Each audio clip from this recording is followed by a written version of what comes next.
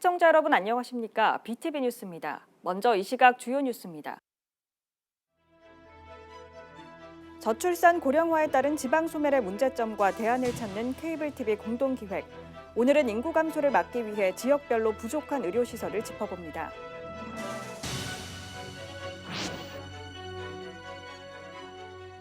부산 지역 청년 농업인들이 2030 부산 세계박람회 유치를 기원하는 농그림을 그리며 구슬땀을 흘렸습니다.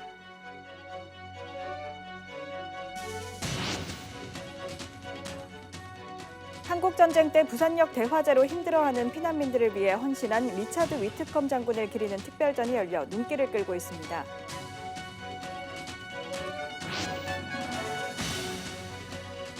세계를 대표하는 방산기업들의 최신 함정, 잠수정, 무인체계 기술을 한눈에 확인할 수 있는 국제해양방위산업전에 막이 올랐습니다.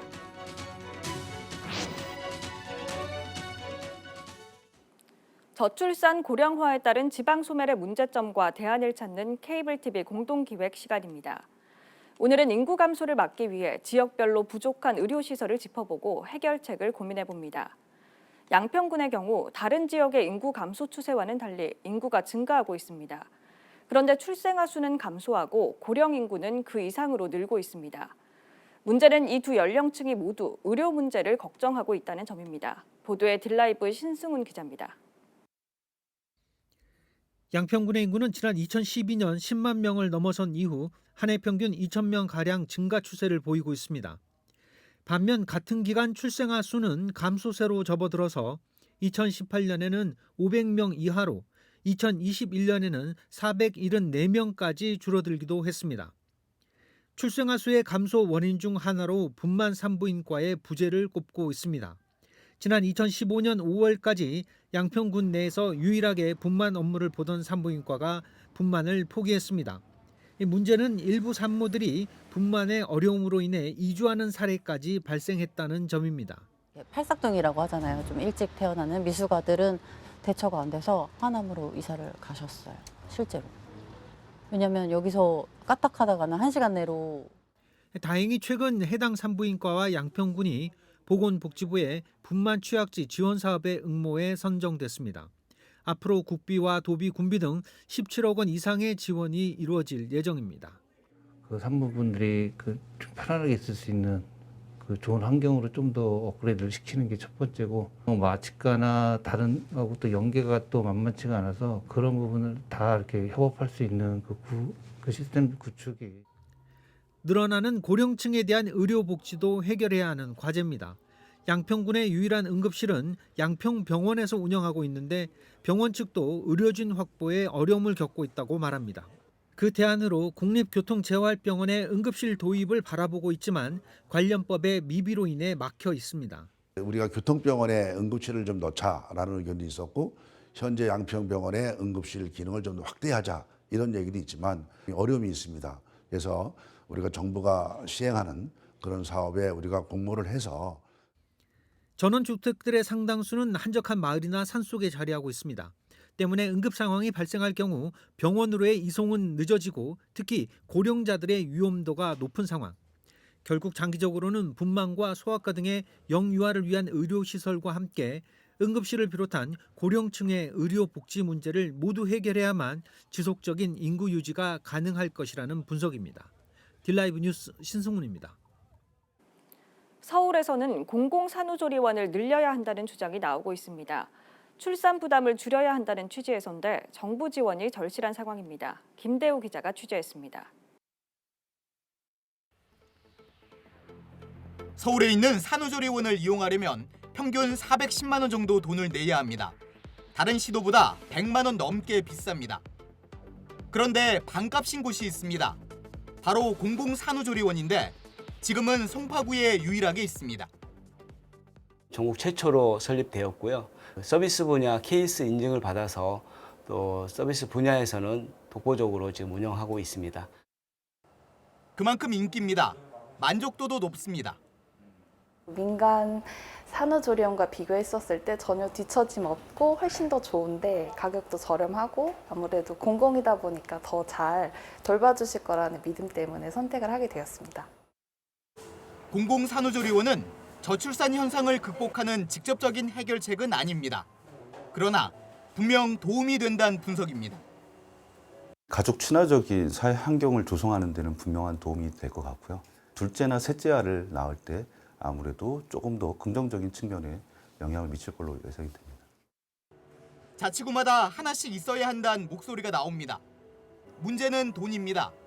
짓고 운영하는 데 드는 돈을 지자체가 다 마련해야 합니다. 정부 예산을 지원받을 수 있는 법적 근거가 없는 건데 관련 법 개정안이 발의된 상태입니다. 지자체가 다 부담을 하려면 자원이 굉장히 많이 들잖아요. 그래서 그거는 반드시 정부의 지원이 필요하다 이렇게 보고요. 다행인 건 조금씩 는다는 점입니다. 서울의 두 번째 공공산후조리원이 올해 하반기 개원을 앞두고 있습니다. 저희 서대문구에는 산후조리원이 2개소밖에 없어서 한 800명 정도의 산모만 수용할 수 있어서 서대문구에서는 산후조리원 인프라가 좀 약한 상태이고요. 산후조리원의 총 그 평균 금액이 380만 원 정도 됩니다. 그렇게 되면 그 취약계층의 산모들은 거의 이용할 수가 없거든요. 전국에서 합계 출산율이 가장 낮은 서울. 공공산후조리원에 거는 기대가 조금씩 커지고 있습니다. BTV 뉴스 김대우입니다. 아이들이 갈 소아청소년과 병의원이 없는 지역이 있습니다. 그나마 소아과 운영병원이 한 곳이라도 있는 지역은 사람이 몰려 진료받기가 어렵다고 합니다. LG 헬로비전 이나라 기자가 보도합니다. 육아 정보를 나누는 지역 온라인 커뮤니티입니다. 소아청소년과 병원 진료 대기자가 몇 명인지 묻는 글을 쉽게 볼 수 있습니다. 소아청소년과 전문의가 있는 고창 지역 한 병원은 문이 열기 전부터 기다리는 이른바 오픈런까지 있다고 합니다. 항상 기다려있지. 앞에가 7시 몇 분에 와서. 그 아빠들이 많이 불타대요 보니까. 해놓고 또 갔다가 엄마가 왔다가 막 서로 눈치 싸움해. 한 부모는 전문의가 있는 큰 병원은 지역에 이곳뿐이라며 선택지가 없다고 말합니다. 없으니까 병원이 여기밖에 방법이 없잖아요 지금. 이제 그 정부 여기서 좀 지원을 많이 해줘서라도 선생들을 좀 잡아야 하는데 뭐 좀 괜찮은 선생이 있으면 1년도 못 있어요. 다 가버려 다른 데로. 영유아를 키우는 부모는 전문의가 여럿 있는 큰 병원을 선호해 인근 대도시로 가곤 합니다. 거의 제가 아는 어머니들도 광주로 병원을 다녔어요. 저 포함해서. 소아과가 너무 열악하다고 그런 말을 정말 자주 들었어요. 인구 감소와 경영난 등으로 소아과가 줄고 있지만 규모가 작은 도시는 사라질 병원도 없습니다. 전북에 소아과가 있는 병의원의 경우 70%가량이 전주시와 군산시, 익산시에 몰려 있고 임실군과 장수군, 무주군은 한 곳의 소아과도 없습니다. 소아청소년 인구가 10,000명을 넘는 남원시는 소아과 운영병원이 한 곳뿐입니다. 지역에서 소아과를 운영하는 병원도 고심이 깊습니다. 의료 수가는 적고 업무 강도는 높아 기존 전문의들도 폐과를 선언하는 상황에서 지방 소도시로 오려는 의사를 찾는 일은 불가능에 가깝기 때문입니다. 많이 어렵죠. 수가가 안 돼서 애초에 지원을 안 하잖아요, 의사들이. 보통 힘들어하죠. 사람이 몰리니까 의료 진료 자체가 원장님께 힘들어하니까 안 오려고 하죠. 아이 키우기 좋은 지역을 만들기 위해서는 전문 의료 인력 확충에 대한 대책 마련이 시급합니다. 헬로티비 뉴스 이나라입니다. 의료 인력이나 시설이 부족한 현상은 농어촌이 특히 심합니다. 경북 지역에서 소아청소년과 전문의가 단 한 명도 없는 지역은 11곳이나 되는데요. 하지만 이를 보완할 공공의료마저 부족한 인력으로 인해 공백이 발생하고 있습니다. 특단의 조치가 필요한 상황입니다. HCN 유희진 기자입니다. 전국에서 대표적인 의료 취약 지역으로 손꼽히는 경북. 오랜 저출산 고령화로 소아청소년과 전문의가 단 한 명도 없는 지역이 많습니다. 그렇다 보니 응급 상황이 발생할 경우 타 지역 의료시설을 찾아야만 하는 상황에 놓일 수밖에 없습니다. 대구까지 가면 한 40분 정도 걸려요. 여기서 예약할 때는 이제 얼마 없는데 제 순서가 끝나거나 아니면 그렇다고 해서 또 너무 늦게 하면 마감되고.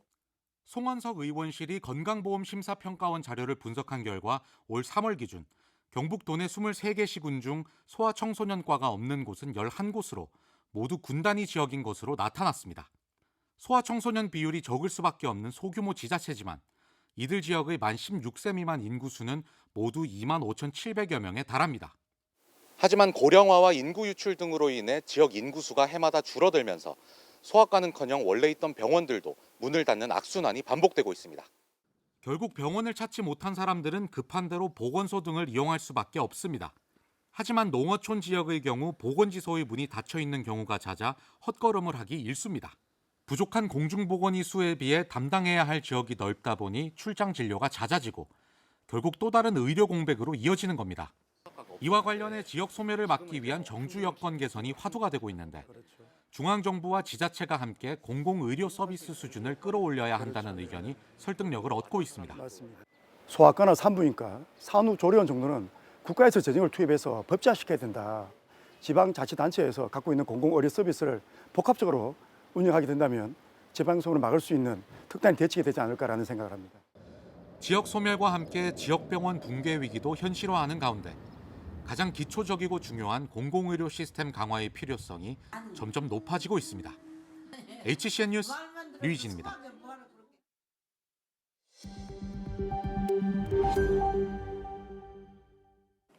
부산 지역 청년 농업인들이 2030 부산 세계박람회 유치를 기원하는 농그림을 그리며 구슬땀을 흘렸습니다. 이들은 올해 풍년 농사만큼이나 오는 11월 있을 최종 개최지 선정까지 많은 시민들의 관심과 사랑을 당부했습니다. 박재한 기자입니다. 축구장 크기만한 논에 청년 농업인 20여 명이 모였습니다. 농번기도 제쳐두고 2030 부산 세계박람회 유치를 기원하는 논그림 그리기에 도전했습니다. 부산 홍보 캐릭터 부기가 등장해 2030 엑스포 최종 개최지로 부산 선정의 염원을 담고 있습니다. 지금 2030 세계 엑스포 그거 기원하는 마음에 그냥 한번 열심히 해보자 이래가지고 참 잘 됐으면 좋겠고, 이게 지금은 좀 듬성듬성해 보일 수 있는데 이게 나락이 좀 크고 나면 색깔도 예쁘고, 이제 경전철 위에 다니니까 위에서 보면 예쁘다고들 많이 해주시더라고요. 그런 거 보면 또 뿌듯하고. 올해 7년째를 맞은 논그림 사업은 매년 한 가지 주제를 논의에 구현해 시민들의 관심을 끌고 있습니다. 일반벼 외에 흰색과 노란색, 자주색 등 3가지 유색별을 활용합니다. 매년 우리 부산시에 중요한 이슈가 되는 과제들을 매년 우리가 공문으로 전실과에 물어보고 그중에서 괜찮은 주제를 가지고 매년 하고 있습니다. 옛날에는 출산 보육도 했고요.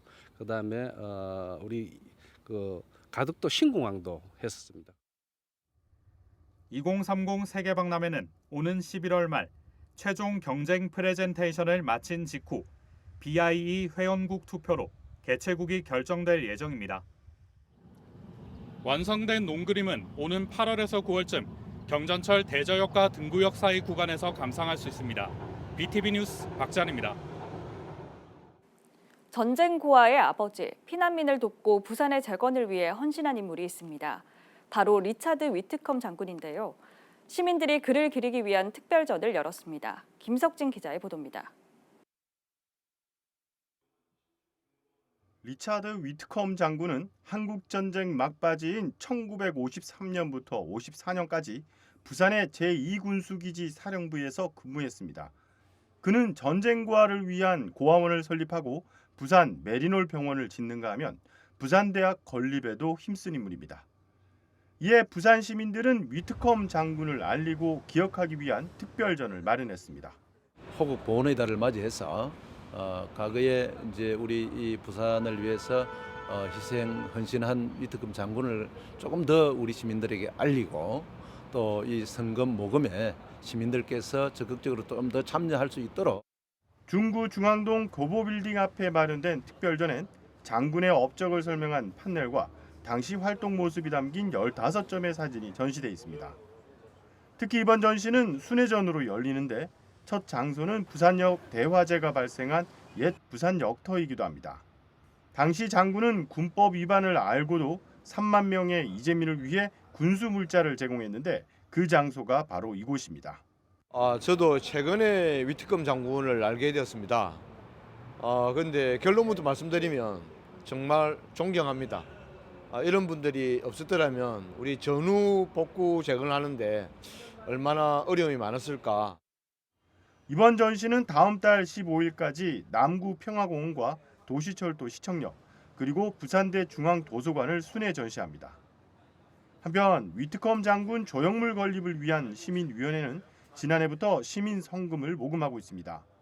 10,000원 이상의 기부로 3만 명의 참여를 통해 3억 원을 모금하는 운동인데 지난 4일을 기준으로 15,000여 명이 참여해 2억 8,900만 원을 모금했습니다. 시민위원회는 공모를 통해 위트컴 장군 동상을 제작 중이며 오는 11월 11일 남구 평화공원에서 조형물을 공개할 예정입니다. BTV 뉴스 김석진입니다. 세계를 대표하는 방산 기업들의 최신 기술을 확인할 수 있는 국제 해양 방위 산업전에 막이 올랐습니다. 우리 군의 미래전을 가늠해 볼 수 있는 현장을 김윤정 기자가 다녀왔습니다. 수중 감시 정찰 능력을 갖춘 무인 수상정입니다. 중기관 총과 유도 로켓 발사대 등을 탑재하고 자폭형 드론 등 다양한 공격 옵션을 갖췄습니다.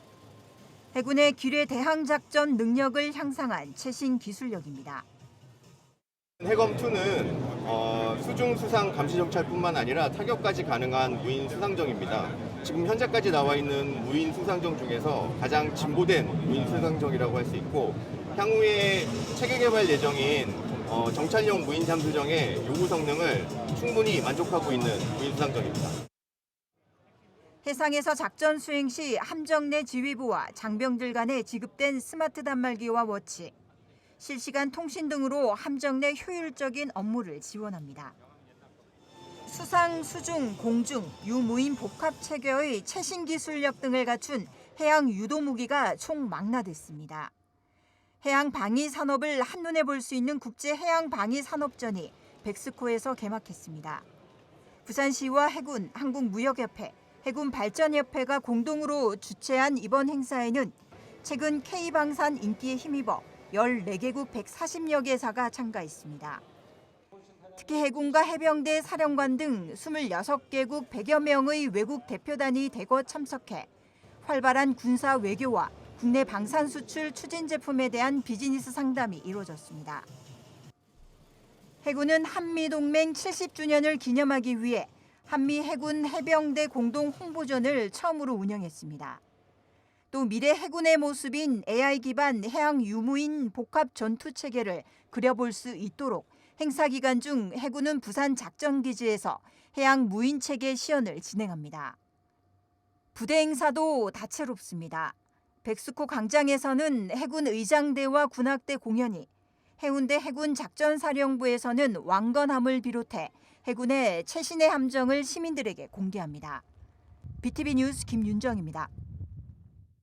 박형준 부산시장은 2023년 서울국제식품산업전 참석을 위해 방한한 쿠바 상공회의소 회장을 부산으로 초청해 지난 2일 오찬과 함께 쿠바와의 실질 협력 방안을 논의했습니다. 한국과 쿠바는 미수교국임에도 지난 2005년부터 비정치 분야를 중심으로 교류와 협력을 지속 확대해 오고 있습니다.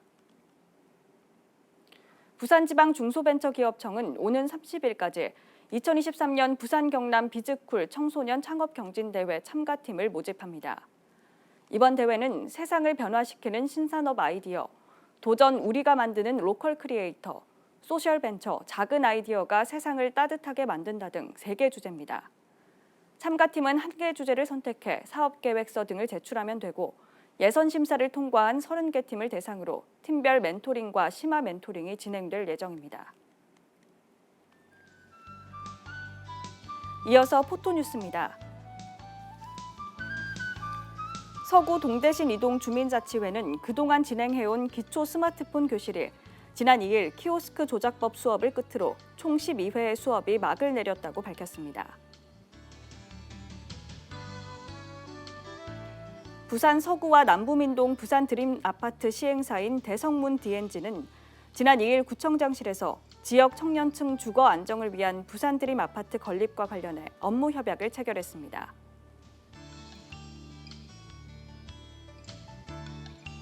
부산 서구청은 지난 2일 송도 오션파크에서 영화의 전당과 함께 별밤 시네마 행사를 개최했습니다. 이 행사는 관내 주민 150여 명이 참석한 가운데 다양한 문화 행사와 함께 유쾌한 코미디 영화 645를 상영해 큰 호응을 얻었습니다. 북구 금곡동 행정복지센터는 지난 5월 27일 통도사, 말사, 진홍사와 진홍사내 봉사단이 취약계층을 위한 죽 지원 사업에 사용해달라며 후원금 500만 원을 기탁했다고 밝혔습니다.